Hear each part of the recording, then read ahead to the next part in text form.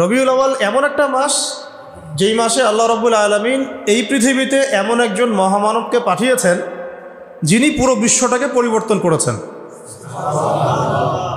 এবং যিনি এমন একজন ব্যক্তিত্ব যার অনুসরণ করা ছাড়া আমরাও জান্নাতে যেতে পারবো না।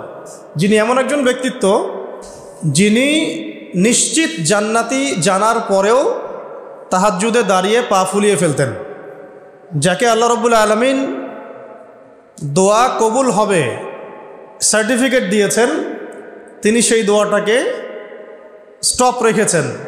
কিয়ামতের মাঠে তিনি এই দোয়াটা করবেন আমাদের জন্য। এই মাসে সেই মহামানবকে এই পৃথিবীতে পাঠানো হয়েছে। আবার এই মাসেই আল্লাহ রাব্বুল আলামিন তাকে তার কাছে নিয়ে নিয়েছেন। কিন্তু আমাদের মুসলিম যুবক যুবতী, তরুণ তরুণী, কিশোর কিশোরী, আবাল বৃদ্ধের বেশিরভাগ, আমি চ্যালেঞ্জ করলাম 80 to 90% বলতে পারবে না আজকে এই মাসের কত তারিখ। 80 to 90% যুব সমাজকে জিজ্ঞাসা করে দেখেন, একটা জরিপ করে দেখেন, ওরা গুগল ঘাটবে, দেখি তো কয় তারিখ। তো যাই হোক, আমি কাউকে আঘাত করতে চাচ্ছি না, আমি আপনাদেরকে বোঝাতে চাচ্ছি যে আমরা সাংস্কৃতিকভাবে এখন পরাজিত। কথা বুঝতে পারছেন? আচ্ছা, অথচ আমাদের যে রিজিক, হায়াত, এই সব কিছু কিন্তু আরবি মাস কেন্দ্রিক আল্লাহ পাক নাজিল করেন। চাঁদের 1 তারিখ যখন রমাজানের প্রথম চাঁদ ওঠে, তা আমরা কি জানুয়ারি ফেব্রুয়ারি হিসেব করে রোজা রাখি, নাকি শাবান রমাদান হিসেব করে রোজা রাখি? হজ যখন করি আমরা কি ফেব্রুয়ারি মার্চ এগুলো হিসাব করি, না জুল হিজ্জা জুল কদা এগুলো হিসাব করি? যাই হোক, তো দেখেন, যখন একটা জাতি মানসিকভাবে পরাজিত, ওই জাতিকে দিয়ে আপনি বিশ্ব শাসন করাতে পারবেন না। আর আমাদের মূল গন্তব্য হচ্ছে বিশ্ব শাসন করবো ইনশাআল্লাহ। এটা তো হবে, হবে কি না? হয়তো আমরা থাকবো না। আমাদের ইমান, আমল, আখলাক, মুআমালাত, জামা, ইমারা, এগুলোর যে অবস্থা, তাতে এটা দিয়ে বিশ্ব শাসন এটা পসিবল না। এটা মাথায় ঢুকায় না নাকি? যত বড় বড় লেকচারই দেখ, পসিবল না, ফুল স্টপ। কখন পসিবল হবে? যখন আবু বকর, ওমর, ওসমান, আলী রাদিয়াল্লাহু আনহুম আজমাইন, সাহাবায়ে কেরাম, তাদের মতো ওই আদলে একটা জেনারেশন গড়ে উঠবে তখন। এখন কি সেরকম জেনারেশন আছে? হিসেব করে দেখবেন, একটা সমাজের মধ্যে 80% মানুষ নামাজ পড়ে না। আমি চ্যালেঞ্জ করলাম। আর যারা নামাজ পড়ছি তাদের নামাজে কার কতটুকু বিশুদ্ধতা আছে এটাও একটা বিষয়। তেলাওয়াতের, রুকু সেজদার, তাসবিহ তাহলিলের, তারপরে আপনার খুশু খুজুর, এটাও একটা বিষয়। তারপরে আবার যারা আমরা পড়ি, আমরা কতজন আবার জামাতে পড়ি, এটাও একটা বিষয়। আর মহিলাদের তো দিনদারিতার অবস্থা আগে ভালো ছিল, এখনকার জেনারেশনের মহিলাদের যে অবস্থা, তো এই মেয়েদেরকে ঘরে নিয়ে আসলেও যে আপনি সুসন্তান পাবেন, এটাও ইল্লা মাশাআল্লাহ, যদি আল্লাহ চায় তাহলে সম্ভব, আদারওয়াইজ সম্ভব না। রোজা রাখে কত পার্সেন্ট দেখবেন হিসাব করে, কত পার্সেন্ট মানুষ জাকাত ফরজ হওয়ার পরে জাকাত দিচ্ছে, এটা হিসাব করে দেখবেন। এটা হিসাব করা যাবে, কিন্তু আমরা যদি আদমশুমারি করতে পারি, নামাজ শুমারিও করা যায়, সম্ভব ছিল। আবার ব্যবসা বাণিজ্য করতে গিয়ে কত পার্সেন্ট মুসলমান হালাল খায়, এটা আরও বড় কথা। চাকরি বাকরি, ব্যবসা বাণিজ্য, এই সব কিছুর মধ্যে এখন সুদ, ঘুষ আর দুর্নীতি। আমার কথা একদম সোজা সাপটা, কারো ভালো লাগলে লাগুক, না লাগলে নাই। আমার কবরে তো আর সে যাবে না, আর আমিও তো তার কবরে যাব না। ঠিক আছে? একটা মন্তব্য করার পর যদি এটা নিয়ে সারা দেশে হইচই শুরু হয়ে যায়, কিছুই যায় আসে না আমার। কারণ যেটা সত্য সেটা বলতে হবে, বলতে হবে কি না? তবে আমি চেষ্টা করছি ভদ্র ভাষায় বলার জন্য, কাউকে আঘাত না করে। কাউকে আঘাত করা নবীর সুন্নত নয়, আমাদের সুন্নত। এটা আমাদের সুন্নত, মানুষকে আঘাত করা। হ্যাঁ, তো কত পার্সেন্ট মানুষ হালাল খায় এটা বড় কথা। হালাল ইনকাম ছাড়া ইবাদত আবার কবুল হচ্ছে না। ঘরে ঘরে সুদ, চাকরির পরতে পরতে ঘুষ, ফাইল নড়ে না। আর দুর্নীতি, দুর্নীতি বাংলাদেশের প্রধান সমস্যা। বাংলাদেশের প্রধান সমস্যা কিন্তু আপনার এটা নয় যে আমাদের ডলার নাই, ডলার সংকট, এইটা ওইটা, এগুলো মূল সমস্যা না কিন্তু আমাদের। এই পুরো ন্যাশনের 1 নম্বর সমস্যা হচ্ছে করাপশন, দুর্নীতি। আর এই নৈতিকতার শিক্ষাটা কোত্থেকে মানুষ পাবে? যে আমাকে যে ভালো হয়ে চলতে হবে, অন্যের হক নষ্ট করব না, করলে আল্লাহ ধরবেন, হ্যাঁ আমার দুর্নীতি করা যাবে না, এটা হারাম হচ্ছে, মানুষের হক নষ্ট হচ্ছে।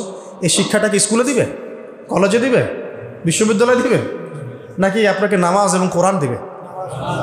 ইসলাম থেকে আবার মানুষকে দূরেও সরাচ্ছি, আবার মানুষকে সুশীল বানানোর চেষ্টাও করছি। কি একটা অবস্থা! মানে আমি মদের লাইসেন্সও দিচ্ছি, আবার মদ থেকে মানুষকে বিরত রাখারও চেষ্টা করছি। আশ্চর্য কথা। সিগারেট বিক্রিও করছি, আবার লিখছি যে এখানে ধূমপান স্বাস্থ্যের জন্য ক্ষতিকর। তাহলে বোঝেন এই জাতিটাকে দিয়ে আপনি কি বিশ্ব শাসন করতে পারবেন? নবী সাল্লাল্লাহু আলাইহি ওয়াসাল্লামকে আল্লাহ পাক এমন একটা যুগে এই পৃথিবীতে পাঠিয়েছিলেন যেটা আমাদের চাইতেও জঘন্য একটা যুগ ছিল। আমরা এখন যে কথাগুলো বললাম যে আমাদের অর্থনীতির মধ্যে সমস্যা, মুআমালাতের সমস্যা, ইবাদতের সমস্যা, এর চেয়েও জঘন্য একটা যুগে আল্লাহ রাব্বুল আলামিন তার প্রিয় হাবিব মুহাম্মদ সাল্লাল্লাহু আলাইহি ওয়াসাল্লামকে এই মক্কাতে পাঠিয়েছেন। ওটাকে আমরা কি বলি? আইয়ামে জাহিলিয়া। কোন মাসে? কয় তারিখে? এটা নিয়ে আরেকটা মিসকনসেপশন আছে, এটা নিয়ে অনেক বর্ণনা আছে। অনেকগুলো সিরাতের কিতাবের মধ্যে 12 তারিখ পাওয়া যায়, আর অনেকগুলো সিরাতের কিতাবের মধ্যে 9 তারিখ পাওয়া যায়। 9-12, অনেকে 10-11ও বলেছেন কেউ কেউ। এটা নিয়ে একটা মত পার্থক্য আছে। তো মত পার্থক্য থাক, মত পার্থক্যের জায়গায় ওইটা নিয়ে আমাদের, ওই যে বললাম, আমাদের শেকড়ে যাইতে হবে। ডালপালা নিয়ে এত নাড়াচাড়ার প্রয়োজন আছে? এই মাসে আল্লাহ রাসূল সাল্লাল্লাহু আলাইহি ওয়াসাল্লামকে আল্লাহ পাক দুনিয়াতে পাঠিয়েছেন এই মানবতার মুক্তির দূত হিসেবে। এটাই বড় কথা, তাই না? এখন কীভাবে তিনি মানবতাকে মুক্তি দিয়েছেন ওইটা আমরা দেখব নাকি? আমাদের মূল জায়গাটা কোনটা? কিভাবে তিনি এই পথ ভোলা জাহেলি মানুষগুলোকে খাঁটি মানুষ বানালেন, এটা দেখব নাকি? ওই সুন্নতটা যদি আমরা আবার চালু করতে পারি, তাহলে পৃথিবীর এমন কোনো সভ্যতা নাই যেটা পরিবর্তন হবে না ইনশাআল্লাহ। এই তো কথা, যে মানুষটাকে আল্লাহ পাক পাঠিয়েছেন এই বিশ্বের পরিবর্তন করার জন্য, কোরআন দিয়ে, সুন্নাহ দিয়ে, তার আদর্শ দিয়ে, এবং আমরা তার উম্মত বলে দাবিও করি, এবং আমরা তাকে অনুসরণ না করলে জান্নাতে যেতে পারবো না। তিনি আমাদের জন্য সুপারিশ করবেন। তো সেই প্রিয় নবীর প্রতি ভালোবাসা তো আমরা খুব দেখাতে চাই। যখন কেউ তাকে গালিগালাজ করে বা কটূক্তি করে, আমরা তো অনেক ভালোবাসা দেখাতে চাই, এটা তো ভালো, মাশাআল্লাহ। কিন্তু সেই নবীর জীবনী যদি আপনি না পড়েন, এটা কি আপনার জন্য লজ্জার নয়? আমাদের ব্যর্থতা না? আমার হাতে একটা পাতলা বই আছে, সিরাতের অনেক বই আছে। এটা মুফতি মুহাম্মদ শফি রাহিমাহুল্লাহ রচিত সিরাতে খতামুল আম্বিয়া। এটা মাদ্রাসায়ও পড়ানো হয় আরবিতে, এটা বাংলা অনুবাদ করা হয়েছে। তো এই বইয়ের পৃষ্ঠা সংখ্যা সর্বোচ্চ কত হবে? 140টার মতো। 140টা পৃষ্ঠা পড়তে কত ঘন্টা লাগে বলেন? 3 ঘন্টা, 4 ঘন্টা, 5 ঘন্টা, 1 দিন, 2 দিন, 7 দিনের মধ্যে শেষ করা যায়? তাহলে নিয়াত করেন এই মাসের মধ্যে শেষ করবো ইনশাআল্লাহ। এটা ছাড়া আরও অনেক সিরাতের বই আছে, আর রাহিকুল মাখতুম আছে, রবিয়া রহমত। আর রাহিকুল মাখতুম বইটাও চমৎকার, আল্লামা সফিউর রহমান মোবারকুর রাহমাহুল্লাহ রচিত। আরেকটা আছে নবী রহমত, এটাও সুন্দর চমৎকার বই, এটা হচ্ছে সৈয়দ আবুল হাসান আলী নবী রাহমাহুল্লাহ রচিত। এরকম অনেক বরেণ্য আলেমদের সিরাতের অনেক বই আছে, কেনা যাবে তো ইনশাআল্লাহ। এক কাপ কফি খেতে কয় টাকা লাগে? 20 টাকা কফি পাওয়া যায়? আচ্ছা, দোকান ভেদে। বন্ধুরা মিলে একটু আড্ডা মারলে কত টাকা? বান্ধবীর সাথে আড্ডা মারলে কয় টাকা? বান্ধবীর সাথে আড্ডা মারলে আরো বেশি যায়, তাই না? আল্লাহ হেফাজত করুন। তো একটা সিরাতের বই কিনতে কয় টাকা লাগতে পারে? 100 টাকা, 200 টাকা, 300 টাকা, 500 টাকা খরচ করা যাবে না? আল্লাহ পাক তৌফিক দান করুন। এই মাসে নবী সাল্লাল্লাহু আলাইহি ওয়াসাল্লামকে আল্লাহ পাক পৃথিবীতে পাঠিয়েছেন এবং আস্তে আস্তে ওই জাহেলি সমাজটাকে পরিবর্তন করেছেন। কিভাবে পরিবর্তন করেছেন, নবীজি প্রথমে কি করেছেন, তারপরে কি, এটা পুরো বিশাল একটা হিস্ট্রি। 23 বছরের, কত বছরের? 23 বছরের হিস্ট্রি তো আর এক ঘন্টায় বা 10 মিনিটে বলা যাবে না, যাবে? তবে আমি একটা সারমর্ম বলছি আপনাকে, শুনুন। 1, নবী সাল্লাল্লাহু আলাইহি ওয়াসাল্লাম নবী হয়েছেন কত বছর বয়সে? 40। কত বছর বলেন? ক্লাসের মতো মনে পড়ে। এর আগে 40 বছরের আগে আমাদের নবী সাল্লাল্লাহু আলাইহি ওয়াসাল্লাম কোনো অন্যায় করেছিলেন? কোনো মিথ্যা কথা বলেছেন? কোনো পাপ করেছেন? তিনি আগে থেকেই পবিত্র চরিত্রের মানুষ ছিলেন। ঠিক আছে, আমরা এখানে ওই বিষয়গুলো কথা বলছি না, তার বাবার নাম কি, মায়ের নাম কি, বংশ কি, এগুলো আপনারা পড়ে নিতে পারবেন। আমরা বলছি কিভাবে তিনি দিনটাকে প্রতিষ্ঠা করলেন।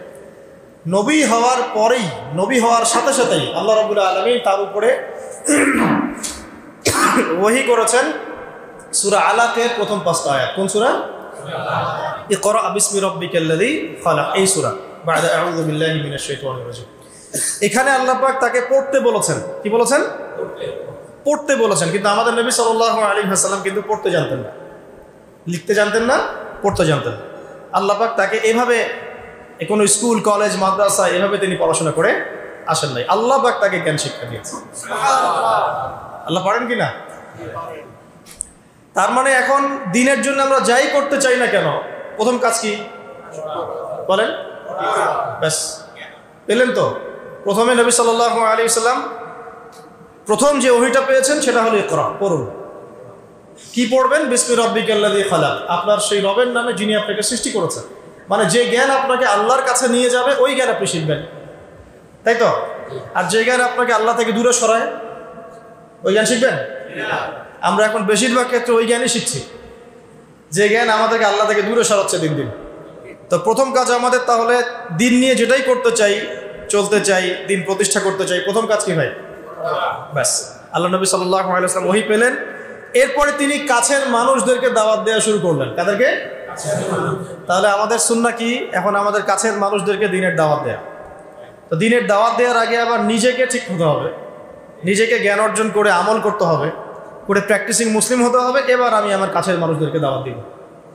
কাছের মানুষ বলতে সবার আগে ইসলাম কবুল করেছেন কে? তার স্ত্রী খাদিজা রাদিয়াল্লাহু আনহা, কাছের মানুষ আবু বকর সিদ্দিক রাদিয়াল্লাহু আনহু, চাচাতো ভাই আলী ইবনে আবি তালেব, হ্যাঁ, যায়েদ ইবনে হারেসা রাদিয়াল্লাহু আনহু, আস্তে আস্তে এভাবে উসমান ইবনে আফফান, আব্দুর রহমান বিন আউফ, সাদ ইবনে আবি ওয়াক্কাস, তালহা বিন উবাইদুল্লাহ, জুবাইর ইবনে আওয়াম, আস্তে আস্তে আস্তে আস্তে মানুষ ছড়াতে থাকলো। প্রথম সুন্নাহটা কি তাহলে? আগেই একদম মানে কি বলবো, আগেই একদম বিশ্ব শাসন করার চিন্তা করা না, আগে কাছের মানুষদেরকে পরিবর্তন করা। আর এই পরিবর্তন করতে গিয়ে অনেকে কথা শুনতে পারে, অনেকে কথা নাও শুনতে পারে। যারা শুনবে আলহামদুলিল্লাহ, যারা শুনবে না তাতেও কোনো সমস্যা নেই। নবী সাল্লাল্লাহু আলাইহি ওয়াসাল্লামের অনেক চাচা ছিলেন, প্রায় 7 থেকে 9 জন। সবাই, কেউ কি ইসলাম কবুল করেছেন? মানে সবাই কি ইসলাম কবুল করেছেন? পরের দিকে আব্বাস রাদিয়াল্লাহু আনহু ইসলাম কবুল করেছেন। কিন্তু এই যে আবু জাহেলের নাম শুনেছেন, আবু লাহাবের নাম শুনেছেন, তারা কি সম্পর্কে নবী সাল্লাল্লাহু আলাইহি ওয়াসাল্লাম কি হতেন? তার মানে দাওয়াত দিলে কাছের সব মানুষ ইসলাম কবুল করবে বা দাওয়াত গ্রহণ করবে জরুরি না, নাও করতে পারে, বরং শত্রুতাও করতে পারে, তাই তো? কিন্তু আমাদের শুরুটা হবে এভাবে। তারপরে এরপরে নবী সাল্লাল্লাহু আলাইহি ওয়াসাল্লামকে আল্লাহ পাক ওহী করলেন, সূরা শুআরার মধ্যে আছে, ওয়ানজির আশিরাতাকাল আকরাবিন। এবার তোমার বংশের আত্মীয় স্বজনকে দাওয়াত দাও। বংশ আছে না আমাদের সবার? বংশের আত্মীয় স্বজন সবাইকে নবী সাল্লাল্লাহু আলাইহি ওয়াসাল্লাম সাফা পাহাড়ের নিচে ডেকেছেন। কোন পাহাড়? সাফা মারওয়া দেখেছেন কিনা? যারা গিয়েছেন দেখেছেন হয়তো। সাফা তো আর আগের মতো নাই, এটা এখন গ্লাস দিয়ে বন্ধ করা আছে। তো সাফা পাহাড়ের পাদদেশে নবী সাল্লাল্লাহু আলাইহি ওয়াসাল্লাম এই ইয়া মা'শারুল কুরাইশ সবাইকে ডেকেছেন। ডেকে বলেছেন, আমি যদি তোমাদেরকে বলি এই পাহাড়ের পিছনে সেনাবাহিনী আছে, তোমাদেরকে আক্রমণ করবে, তোমরা কি বিশ্বাস করবে আমার কথা? সবাই বলছে হ্যাঁ করবো, কেন করবো না? তুমি হচ্ছে আল আমিন, সত্যবাদী, তুমি সবসময় সত্য কথা বলো, তোমার কথা কেন বিশ্বাস করবো না? তখন তিনি বললেন যে তোমরা কুলু লা ইলাহা ইল্লাল্লাহ তুফলিহুন, তোমরা সবাই বলো যে আল্লাহ ছাড়া প্রকৃত কোনো মাবুদ নাই, তাহলে সফল হয়ে যাবে। ব্যাস, এই বলার সাথে সাথেই নবী সাল্লাল্লাহু আলাইহি ওয়াসাল্লামকে পাথর মারা শুরু। আবু লাহাব কে মেরেছে প্রথম? ওই জন্যই তো সূরা নাজিল হলো, তাব্বাত ইয়াদা আবি লাহাবিন ওয়া তাব। ব্যাস, এই হলো শুরু। তারপরে নবী সাল্লাল্লাহু আলাইহি ওয়াসাল্লাম নবুয়তের বয়স কত? 23 বছর। কত বছর? এই 23 বছরের মধ্যে মক্কায় ছিলেন কত বছর বলেন? 13 বছর। আর মদিনায় 10। এই প্রথম 13 বছর মক্কায় ছিলেন। প্রথম 13 বছরের প্রথম 3 বছর তিনি এইভাবে গোপনে দাওয়াত দিয়েছেন। কত বছর? আমরা তো 3 দিন দাওয়াত দিয়ে হাবশায় যাই, তাই না? প্রথম 3 বছর আল্লাহর নবী গোপনে দাওয়াত দিয়েছে, গোপনে গোপনে, individually, man to man, door to door. তারপরে তিনি প্রকাশ্যে দাওয়াত দেওয়া শুরু করলেন। আর যখনই প্রকাশ্যে দাওয়াত দেওয়া শুরু করলেন, ব্যাস তখনই তার উপরে অমানবিক সব নির্যাতন নেমে আসে। আমরা উমরা সফরে একবার মক্কায়, একবার মদিনায়, 2 বার আমরা জামাত আগে যেতে পারি নাই, কাতারের সামনে যেতে পারি নাই। তো তাপমাত্রা দেখলাম সেদিন প্রায় 44 ডিগ্রি তাপমাত্রা, 44 কি 42 ডিগ্রি তাপমাত্রা, প্রচণ্ড গরম। তো বাধ্য হয়ে একদিন মক্কায় আমাদেরকে রাস্তায় নামাজ পড়তে হয়েছে। রাস্তা মানে হারামের মধ্যেই, যারা হজ উমরা করেছেন তারা তো জানেন, হারামের সাথেই রাস্তায়। ওটা ওখানকার একটা কমন বিষয়, নামাজের আজান হয়ে গেলে মানুষ দাঁড়িয়ে যায় ওখানে, রাস্তায় দাঁড়িয়ে, এটা হারামের মধ্যে। মদিনাতেও একই অবস্থা। তো ওই গরমের মধ্যে আর জায়গা না পেয়ে রাস্তায় একদিন দাঁড়াতে হলো। দাঁড়াতেই, জায়নামাজের উপরে দাঁড়াতে আমাদের হিমশিম খেতে হচ্ছে, মনে হচ্ছে পা পুড়ে যাবে। তার উপর রুকু করা, সিজদা করা, তাশাহুদের শেষ বৈঠক, কপাল লাগানো। তখন একজন সাহাবীর কথা মনে পড়ছিল, বেলাল রাদিয়াল্লাহু আনহু। কোন সাহাবী? বেলাল রাদিয়াল্লাহু আনহু। এটা তো কিছুই না, তাকে মরুভূমির গরম বালির মধ্যে শুইয়ে উপর থেকে চাবুক মারা হয়েছে, তার উপর বুকে পাথর চাপা দেওয়া হয়েছে। তো নির্যাতনের, আমরা আসলে নির্যাতনের নও জানি না। এই যে আমাদের জেল, জুলুম, তারপরে গুম, এগুলো কিছু না। নির্যাতন যা হয়েছে সাহাবীদের উপরে এবং আমাদের নবী সাল্লাল্লাহু আলাইহি ওয়াসাল্লামের উপরে, এটা কল্পনার বাইরে। আমরা এটা কল্পনা করতে পারবো। আমরা এই যে পৃষ্ঠার মধ্যে এগুলো পড়ি, খালি পড়লে তো আর আপনি আমরা তো ফিল করতে পারবো, অনুভব করতে পারবো। যারা ওই সময় ছিলেন, দেখেছেন, তারা বুঝবে, তাই না বিষয়টা? নবী সাল্লাল্লাহু আলাইহি ওয়াসাল্লামকে প্রায় 15 বার হত্যা করার চেষ্টা করা হয়েছে এবং তাকে মোটামুটি মানুষ প্রায় 15-16টা গালি দিয়েছে সারা জীবন। কাকে গালি দিয়েছে? এমন একজন মানুষকে যার সামনেও কোনো গোনা নাই, পেছনেও কোনো গোনা নাই, যিনি তার সমস্ত পরিশ্রম করছেন উম্মার জন্যে, তার নিজের স্বার্থে নয়। আর তিনি তো যাবেন মাকামে মাহমুদে, তিনি তো একদম জান্নাতুল ফিরদাউস, তার তো কোনো হিসাবও নাই, আছে? তাহলে তা তিনি কেন পরিশ্রমগুলো করলেন, কেন মার খেলেন, কেন গালি খেলেন? কাদের জন্যে? আমাদের জন্য। আপনাদের তার সুন্নত সম্পর্কে জানিও না, তার জীবনীটা পড়ারও চেষ্টা করি, বা তার রেখে যাওয়া যে দিন একটা আমানত, এই দিনটার খেদমতে কিছু করব, সেটাও করতে হবে। আপনারা যদি কখনো হজ বা উমরা করতে যান, অবশ্যই রাসূল সাল্লাল্লাহু আলাইহি ওয়াসাল্লামের রওজায় তো যাবেন সালাম দিতে। যদি আপনার মধ্যে সততা থেকে থাকে, আপনি দেখবেন যে আপনার সালাম দিতে লজ্জা লাগবে, লজ্জা পাবেন। আমরা লজ্জা পাই দূরে দাঁড়িয়ে সালাম দিতে। কোন মুখ নিয়ে সামনে যাবেন? নবী সাল্লাল্লাহু আলাইহি ওয়াসাল্লাম কি ওখানে মৃত? এটা তো একটা আকীদার বিষয় মনে করেন। আল্লাহর নবী সাল্লাল্লাহু আলাইহি ওয়াসাল্লাম তার কবরে আল্লাহ রাব্বুল আলামিন যেভাবে রেখেছেন সেভাবে জীবিত। সালাম দিলে তিনি সালামের উত্তর দেন। আপনি যখন সালাম দিবেন, আসসালামু আলাইকা আইয়ুহান নবী ওয়া রাহমাতুল্লাহি ওয়া বারাকাতুহু, এই সালাম তার কাছে পৌঁছে দেওয়া হবে, তিনি উত্তর দিবেন। কিভাবে দিবেন সেটা তো আমার বোঝার বাইরে, আমার বুঝের মধ্যে আসবে না। আসবে? তো এখন তিনি তো ওখানে আছেন, শুয়ে আছেন, তা আমি যাচ্ছি ওখানে, সালাম দিচ্ছি, কোন মুখ নিয়ে সালাম দিচ্ছি? নবীজি যদি কখনো বলেন কিয়ামতের মাঠে আমাদেরকে, তোমরা আমার দিনের জন্য কি করেছো? আজকে হাউজে কাউসারের পানি তো খেতে আসছো, তোমরা আমার দিনের জন্য কি করেছো? তোমরা আমার দিনের জ্ঞান কতটুকু অর্জন করেছো? দিনের জন্য কতটুকু দাওয়াতি কাজ করেছো? কতটুকু আল্লাহর রাস্তায় জিহাদ করেছো? কি করেছো? আমরা কি অ্যান্সার দেব? এগুলো আমাদেরকে ফেস করতে হবে। তো আজকে থেকে 100 বছর পরেই হোক আর 1000 বছর পরেই হোক, ফেস করতে হবে কি না? তাহলে যদি আমরা এমন কিছু করে তার সাথে সাক্ষাৎ করতে পারি যাতে তিনি আমাদেরকে নিয়ে গর্ব করেন, এটা উত্তম না? আল্লাহ পাক আমাদেরকে তার দিনের জন্য এমন কিছু করার তৌফিক দান করুন যাতে তিনি, মানে আমাদের নবী সাল্লাল্লাহু আলাইহি ওয়াসাল্লাম এবং তার রব আল্লাহ রাব্বুল আলামিন আমাদেরকে নিয়ে গর্ব করতে পারবেন। অন্যথায় আমরা এই মুখ কাকে দেখাবো? তো সাহাবীরা এই বিষয়টা বুঝেছিলেন বলেই এত চরম জুলুম নির্যাতন সহ্য করেছেন হাসি মুখে। কেউ কি নবীর উপর কোনো অভিযোগ করেছিলেন যে আপনার দিনের মধ্যে এসে আমাদেরকে মাইর খেতে হচ্ছে? আর আমরা যখন দাওয়াতি কাজ করি, সামান্য একটু বিপদ আসলেই মানুষ যে রিয়্যাক্ট করে, ভাই ঠিক আছে, এর আগে দাওয়াতি সফরে গেছে, আর যাওয়ার দরকার নেই, মানে সরাসরি তো বলতে পারে না, ঘুরায় ফিরায় ফোনও রিসিভ করে না। হ্যাঁ, কেউ যদি আল্লাহ রাস্তায় দাওয়াতের কাজ, দিন প্রতিষ্ঠার কাজ করতে যায়, তার উপর বিপদ আপদ আসে, বিপদ আপদ আসার আগ পর্যন্ত পিছনে থাকে, বিপদ আপদ আসলে আর পিছনে কাউকে পাওয়া যায় না। এমনকি এমন অনেক ওলামা কেরাম বলেছেন যে আমরা জেলখানায় ছিলাম, আমাদেরকে দেখতে পানি পর্যন্ত দিতে যায় না, অথচ যখন আমরা বয়ান করতাম আমাদের বয়ানের সাথে সাথে বলতো ঠিক। এটা বুঝতে পারছেন বাংলাদেশের অবস্থা? এই জন্যই বললাম যে এই জিনিসগুলো যদি সংশোধিত না হয়, বৃহৎ পরিসরে দিনের বিজয়টা সম্ভব না। কি স্বার্থে সাহাবীরা এই ত্যাগটা স্বীকার করেছেন? জান্নাতের স্বার্থে। আমরা নবী সাল্লাল্লাহু আলাইহি ওয়াসাল্লামের সাথে আছি কেন? আল্লাহর জন্য। আল্লাহর জন্য তাকে মহব্বত করি, আল্লাহর জন্য তার সাথে আছে। এবং অবর্ণনীয় নির্যাতন, মানে নির্যাতনের কথাগুলো বললে এখানেই আর কি অনেক সময় চলে যাবে। কোনো সাহাবীর চামড়া পুড়িয়ে দেওয়া হয়েছে, কোনো সাহাবীর জ্বলন্ত আগুনের মধ্যে শুইয়ে দেওয়া হয়েছে, কোনো সাহাবীকে পৈতৃক সম্পত্তি থেকে বঞ্চিত করা হয়েছে, কোনো সাহাবীকে ঘরের মধ্যে বন্দি করে রাখা হয়েছে, কোনো সাহাবীকে শূলদণ্ড দিয়ে হত্যা করা হয়েছে।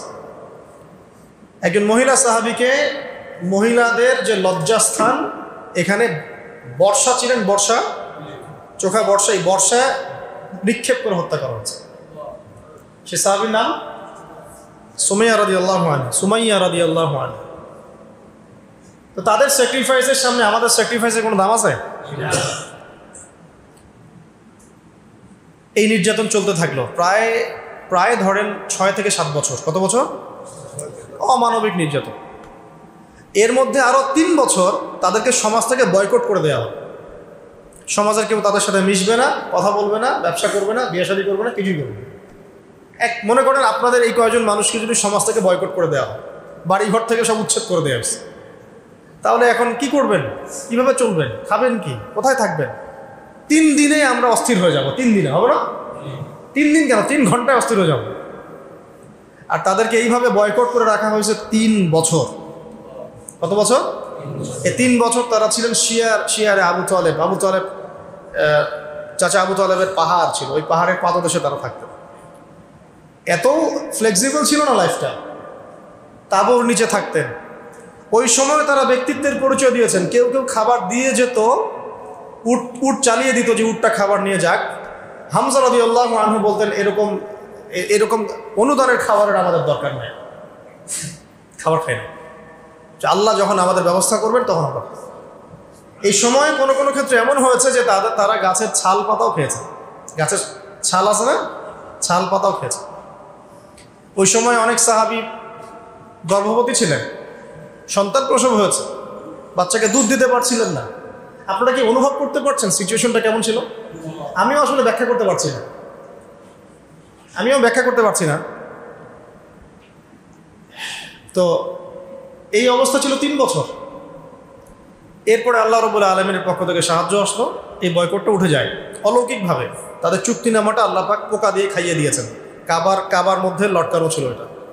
এই পুরো বিষয়গুলোর পিছনে কারা ছিল? আবু জেহেল, আবু লাহাব, উতবা, শাইবা, রাবিয়া, আশনাক বিন শারিক, এরকম কিছু নেতা। তো এই নেতারা কি নবীকে দেখে নাই? নবীর কোরআন তেলাওয়াত শোনে নাই? সাহাবীদেরকে দেখে নাই? নবী সাল্লাল্লাহু আলাইহি ওয়াসাল্লাম কি তাদেরকে দাওয়াত দেন নাই? তাদের কি দুনিয়াবি সম্পত্তির অভাব ছিল? তাদের কি রাজনৈতিক ক্ষমতার অভাব ছিল? নবীজি উল্টা বলেছিলেন, আপনারা যদি ইসলাম কবুল করেন, শুধু আরব না, পুরো বিশ্বের শাসনকর্তা হবে, শাসনভার পাবে। পরবর্তীতে ইসলাম সারা বিশ্বে ছড়িয়ে পড়েছিল না? যে উমর রাদিয়াল্লাহু আনহু প্রথম দিকে এক পর্যায়ে নবী সাল্লাল্লাহু আলাইহি ওয়াসাল্লামের বিরুদ্ধে চলে গিয়েছিলেন, তাই না? একটা বর্ণনা আছে না যে তাকে হত্যা করার জন্য খোলা তরবারি হাতে গিয়েছিলেন। ওই উমর রাদিয়াল্লাহু আনহু যখন ইসলাম কবুল করলেন, আল্লাহ পাক তাকে খলিফা বানিয়ে দেন নাই? এটা নবীজি বুঝাচ্ছিলেন, আপনারা যদি ইসলাম গ্রহণ করেন, আমার চাচারা শুধু আরবের না, আজমের রাজত্ব পাবে, শুধু লা ইলাহা ইল্লাল্লাহ সাক্ষী দেন, ব্যাস। তারা এটা কেন করলো না? কারণ এটা করলেই তাদের দুনিয়াবি স্বার্থ নষ্ট হয়ে যাবে, তাদের এই মূর্তিকেন্দ্রিক ব্যবসা, তাদের পলিটিক্যাল ক্ষমতা, নবীর আনুগত্য করতে হবে। হ্যাঁ, তখন সবাই ধনী গরিব সমান হয়ে যাবে, মানুষের মানুষের কোনো ভেদাভেদ থাকবে না, ঠিক আছে? ওদের মন গড়া অর্থনীতি চলবে না, ওদের মন গড়া সংস্কৃতি চলবে না। এক কথায় কোরআন এবং সুন্নাহর সামনে আত্মসমর্পণ করতে হবে, ব্যাস। এই কারণেই তো তারা করলো না। এখনও সারা বিশ্বে যারা করছে না, এইগুলো কারণ না? এছাড়া কোনো কারণ আছে? এইগুলোই কারণ। বুঝবেন, সিরাত শুধু পড়বেন না, সিরাতটাকে এই বর্তমান প্রেক্ষাপটের সাথে মেলাবেন। এখন সিরাত থেকে কিভাবে শিক্ষা নিতে হবে, এখন সিরাত থেকে আমরা কোন শিক্ষাটা নেব, কিভাবে নেব? এখন তো সেই উটের যুগ নাই, এখন আপনি এয়ারক্রাফটে চড়ছেন, ঠিক আছে? এখন তো সেই আপনার ঘোড়ায় আপনি চড়ছেন না, আপনি বাস ট্রাকে চড়ছেন, ইত্যাদি গাড়ি চড়ছেন। কিন্তু দেখবেন পলিসিগুলো কিন্তু চেঞ্জ হয় নাই। প্রযুক্তি পরিবর্তন হয়েছে, কিন্তু নীতি নৈতিকতা পলিসিগুলো কিন্তু চেঞ্জ হয়। একই বিষয় ঘুরে ঘুরে আসবে, কিন্তু শুধু প্রযুক্তিগত পার্থক্য আর কিছু। যে দোয়া আপনি পড়তেন ওই সময়, ওই যুগে সাহাবীরা ঘোড়ায় উঠে বা গাধার পিঠে উঠে বা বাহনের পিঠে উঠে, ওই একই দোয়া আপনি পড়ছেন এখন প্রাইভেট কারে উঠে। মানে আপনার, যেটা আমি বোঝাতে চাচ্ছি যে পলিসি কিন্তু চেঞ্জ হয় নাই, চেঞ্জ হয়েছে কি? প্রযুক্তি, অবস্থান, সময়, এতটুকু। তাহলে সিরাতের শিক্ষা কি ওই যুগে চলবে, এই যুগে চলবে না? তাহলে ওই যুগে যেভাবে সিরাত থেকে দিন প্রতিষ্ঠা হয়েছে, এই যুগেও ওইভাবেই হবে, কিন্তু হয়তো প্রযুক্তিগত কিছু পার্থক্য থাকবে, পদ্ধতিগত কিছু পার্থক্য থাকবে, সুন্নাহ থাকবে একই, তাই না? তো সুন্নাহ প্রথম শিখলাম কি, একটু মনে করা দিই, আগে ইলম অর্জন। আগে কি? কোন কিসের ইলম? যে ইলম আপনাকে আল্লাহর দিকে নিয়ে যাবে, কোরআন হাদিস ইসলামের মৌলিক জ্ঞান। এরপরে আপনি যে কোনো জেনারেল শিক্ষাও শিক্ষিত হতে পারেন, কোনো সমস্যা নেই। যে জ্ঞান আপনাকে উপকৃত করবে ব্যাস, এবং আল্লাহর দিকে নিয়ে যাবে। তারপরে ইলম অনুযায়ী আমল, রিজিকটা হালাল হতে হবে, এবং তারপরে শুরু করবো দাওয়াতি কাজ। কোথা থেকে? আগে নিজের মানুষ, কাছের মানুষ, তারপরে আস্তে আস্তে আমার আত্মীয় স্বজন, আমার বন্ধু বান্ধব, পাড়া প্রতিবেশী, এই তো। এরপরে আল্লাহ পাক যাকে যত বড় ক্ষমতা দিবেন, যত বড় মাকাম দিবেন, সে তত বড় জায়গা থেকে দিনের জন্য দাওয়াতি কাজ করবে।